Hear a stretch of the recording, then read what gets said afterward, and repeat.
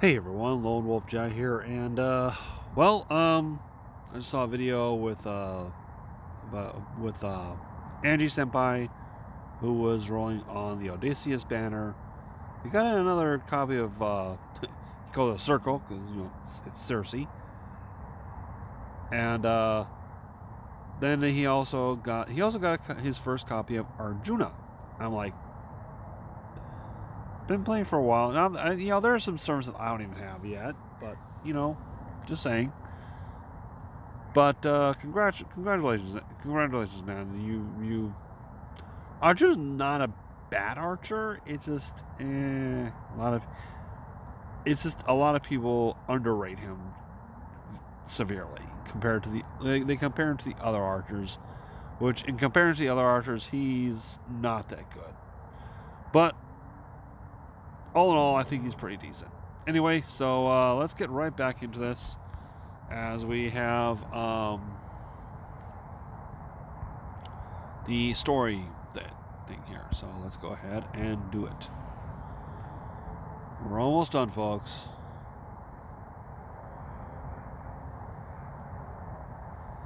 Is that?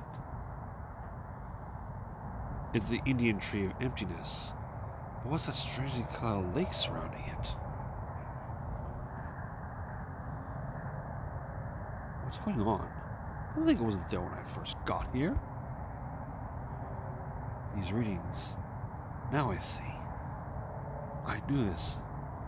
I knew this was no ordinary water. But I would never guess that it could be this. You figure out what it is? Then why aren't you just telling us already? I was just getting that. Don't worry, I have no intention of falling back on bad habits now. I understand you have no need for a detailed analysis at this point. So in lieu of that, I'll simply say this.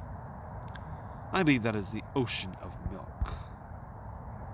The ocean of milk? You mean the one from the Samudra Manthana in the Hindu creation myth? The very same. That's what we're envisioning. The other gods, even the Asuras, all work together to create the nectar of immortality.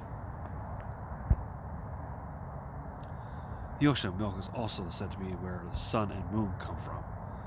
Though I doubt that's what Arjuna wants to do with it now. Well, if it's only an ocean of milk, we should be able to cross it, no? I'm afraid that would be rather difficult. Why is that? It's highly poisonous. I've only done a quick scan so far, but I can already tell it's strong enough to easily melt through steel, a human body, or even a spiritual body. While the border is sealed tightly enough that we could theoretically attempt to barrel through it, we would be unlikely to get far before the border started to dissolve. I see. So this Hala, the poison Vasuki, the serpent king, vomited forth from the pain of being used like a rope to churn the milk. And Arjuna probably chose to leave it mixed in. In the myth, she becomes known as a Nilakanta of the Blue Throat because he gets rid of the poison by drinking it. But I'm only borrowing Shiva's power. I don't know if I can do the same. Though I could jump over and get to the tree by myself. I don't recommend that. Given what happened earlier, it's likely Arjuna came here to receive some form of support from the Tree of Emptiness. Our only hope is now to hit him with everything we've got. Letting him pick us off individually now would be the height of folly. Then what can we do? Well, whatever it is, do you think you can hurry and figure it out before all those secret beasts catch up with us? Alright, I'll figure something out. Like what? I doubt I can erase the Hala. But both Lakshmi and Alakshmi were born when the ocean of milk was churned. I am sure I can do something. If I concentrate my misfortune around me, like I did when I drew all of William Tell's arrows, I might be able to limit the poison's effects to myself. But that would mean There's no other. This is ridiculous. Just ridiculous. Captain? You're just using your bad luck as an excuse to take the easy way out. The cheapest form of self-sacrifice. No soldier, hell, no person at all has any business doing that. Did you ever stop to think about what it's like for those of us left behind? To hear you pray for dying like a saint? Like your death is something to celebrate? You never stopped wondering what might have happened. If only you hadn't let her fight alone. If only you would stay behind instead of running away. I knew it. Is you? Yeah, it's me. I didn't experience those things myself, but these regrets ended up becoming core to who I am. That other version of me, the one who would go on to become a ship captain, fought in the Sepoy Rebellion. Lost someone important to him. And unlike you, who stayed and fought to the very end, he ran away like a coward. We may have fought in very different regions, and neither of us may have been in a position to influence the other's battles. But after being inspired by the rumors I heard about you, and knowing we were fighting at the same time, I can't help but feel a connection. The path I took was the only one available to me. I'm not going to judge you for the choice you made. There is nothing whatsoever wrong with choosing to survive. It's no different now. It's no different now. There's something I need to do and I'm the only one who can do it. So that's what I'm going to do. That's all there is to it. No, that's not all there is to it. Huh? What I'm trying to say is that wasn't the only way then, and it isn't now either. You need to pay more attention to your surroundings. Do you have something in mind, Captain? Yeah, I do. I wouldn't have said all that otherwise. I kind of hate how this is playing out just like Sion said it would. Da Vinci, I need you to grant me authority. You've already figured out why I came along, right? Well, now's the time. Much as I'd rather not do this, I suppose I must. I knew you were sneaking around doing something. Doesn't mean you were finally going to get some answers. I wish I could have just stuck to maintenance. Initiating a naval battle of my own accord is really hard. But as hard as that is, letting another far-off comrade in arms go to death would be even harder. This thing manifests whenever I accept that this is just the sort of phantom spirit I am. Sion secretly installed it inside this ship. Does he speak of have something to do with a part that was meant to be activated in India? Yeah, I guess so. It's kind of like a system that makes this trial fitting possible. I only have one question. Was the thing you speak of let us get across this poisonous ocean of milk? I think so. You sure know what I'm talking about, too. Sion's just trying to improve the border. He's trying to improve me, too. He's going to need both of us if you're going to cross that stormy ocean. Well, maybe not me so much as my ship. My ship is a dream of the future made real. A high-tech concept once considered a mere flight of fancy. It's called the Nautilus. A ship of hope that could conquer any sea of the world, no matter how deep. Ah, yes, the Nautilus. Sorry, Jules Verne is one of my favorite authors. I've read some of his books. Journey to the Center of the Earth, 20,000 Leagues Under the Sea.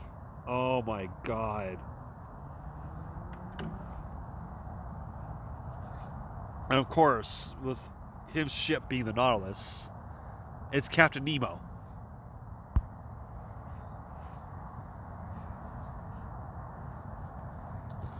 Oh yeah, if we're gonna do this thing, let's do this thing. No more holding back for me. Every good ship's gotta have good waters to sail. Okay, crew, get to your posts. Back talk, even from Master, you'll be swabbing the poop deck for a month.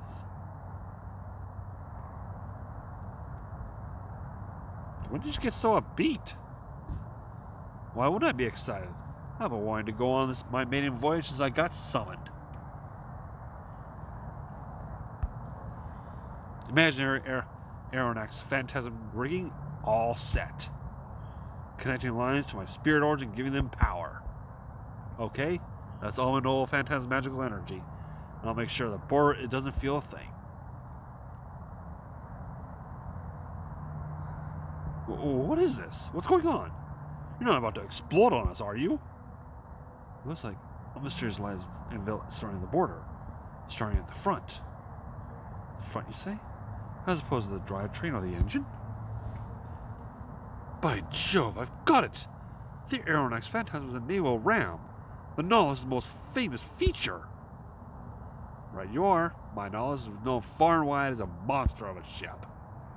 And by attaching its naval ram to a vessel, others will be retroactively defined as the Nautilus too. I knew it! Your true name is... But that's not all. Indeed, it's not. Now that you come out of your shell, I can sense the Western god inside you. That's right. I am the great Triton, son of Poseidon, the Greek god of the sea. The deep seas are my beloved domain. Since you said Triton, I'm thinking of Little Mermaid. Thank you. I am also Captain Nemo, the lone sailor who fights against oppression and tyranny wherever he goes. Aha! I knew you were an amalgamation servant. But wow, those are some big names to combine. I see, Miss Siona had already admitted you were a phantom spirit. She must have unintentionally combined an ancient mystic with a newer legend. I am the no one they call Nemo, the guardian of sea travelers who can chart a course through any ocean. A guardian? Now that you mention it, its warmth I'm sensing feels familiar. No way! Am I reading this right? What is it, Mignard? An explosion? It's an explosion. It's an explosion, isn't it? Damn it! I knew I shouldn't have let some pipsqueak from who knows where mess with my border. No, it's not an explosion. I just noticed a fixed wavelength in the border's data. It's almost identical to the thing we observed back during our zero sail on the way to Scandinavia. What? And that strange entity we encountered back then was actually... Yes, that was my true Nautilus. I was on a patrol there on Sion's orders. I think I remember giving you a little nudge in the right direction when I spotted you guys there. Now I see. If Mr. Gordoff hadn't had us make an emergency exit in his panic, we might have benefited from your guidance even more. Well, how was I supposed to know any better at the time? Well, I'd love to dig into these new revelations about your ship and the Atlas Institute's zero-sail technology. Right now, we still have to worry about this ship. How's it looking? It's going great. It's doing great. I've had my eye on it for a while now, and it's turning out to be just as good as a ship as I thought. Better even. I'm a phantom spirit, not a typical servant. My entire reason for being is my love of the sea. So when I was summoned to this earth without a decent body of water anywhere to be seen, and told to lend my aid to humanity, well, honestly I was pretty upset. Seal's nice and all, but she's not really human. And the wandering sea may be a sea, but there's no life to be found in it anywhere. So when you Chaldeans showed up, I didn't have high hopes for you all either. I figured modern people must be to blame for the earth ending up like this. But now that I've seen you in action here in India, I can tell you're the kind of person, the kind of good people I remember. Your travels who keep rowing forward no matter how roughly the seas toss your ship. No matter what kind of predicament you encounter, or what kind of enemy you go up against, you're the kind of people who can smile and laugh about the experience when it's all over. So now that I know that, I'm done moping around. Besides, I also remember that my Nemo side still has some unfinished business to take care of. So you better believe I'm going to help you out. I declare this here and now as guardian of voyages. From this point forward, the ship is no longer limited to the waters of void space. There's now no storm it can't cross, and no ocean it can't sail. Whether up against a sea of storms or a poisonous ocean of milk, you no longer have anything to fear. Now let's go. Full speed ahead. Well, if the world's most famous captain insists, I guess I have to oblige. Let's do this thing. Oh, man.